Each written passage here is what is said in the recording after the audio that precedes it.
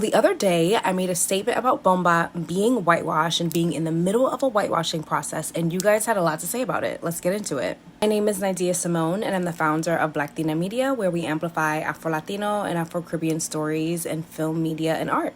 Number one, what was the point? The point was to make a statement. My statement was Bomba as being whitewashed and is currently in the middle of a whitewashing process and going in the direction of Tango. That was my statement that I wanted to make, and I accomplished it. I said what I had to say, and I feel like I was very clear about my point and my theme. Some people heard other things. I think a lot of people heard what I wanted them to hear, but because of, unfortunately, literacy, critical thinking, all these different things, and being on the internet, we're with everybody, so people are going to receive different things based on their own lived experiences and how they see this information. People were saying, what makes you think that Bomba is unsalvageable? Never said that. I don't think it's unsalvageable at all. Actually disagree with that statement.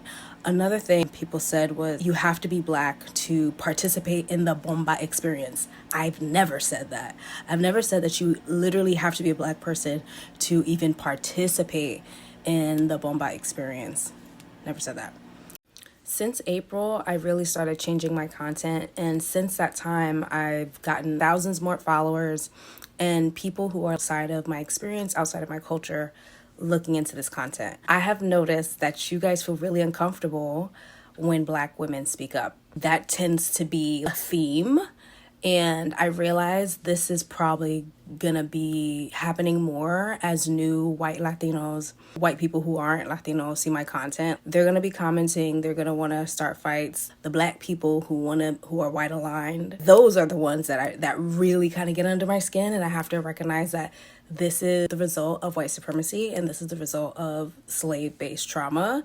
This is part of the work. This page is coming from a Black woman's lens, a Black woman's point of view, which you're not used to, because most of the time when we're talking about Latinidad, it's coming from the lens of whiteness. Not only is it coming from the lens of whiteness, it's coming from this ideology that white is right, white is the best, anything Black is disgusting. And that's just not how we operate over here. So welcome, get used to it. Come to my Latino is not a race class. We will be meeting tomorrow at 7:30 p.m. EST. Link is in bio, because that will clear a lot of the confusion up as well, because there's also people who believe in the myth of mestizaje.